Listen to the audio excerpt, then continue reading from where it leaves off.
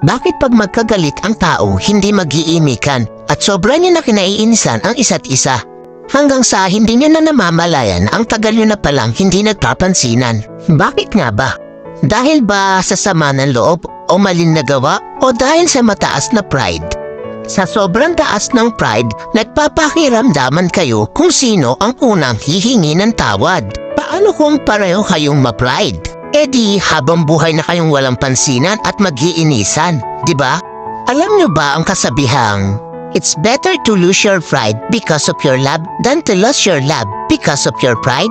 Hindi naman masama kung itapon mo muna ang pride mo para sa taong mahalaga sa'yo. Kaysa naman itapon mo yung pinagsamahan nyo ng dahil lang sa pride mo. Wala namang masama o mawawala kung ikaw ang unang lalapit o iimik. Ika nga ang nagmamataas ang siyang ibinababa at ang nagpapakumbaba ang siyang itinataas. Kaya huwag ugaliin na magkimkim ng galit dahil ang galit ay basura lang sa ating puso at isipan.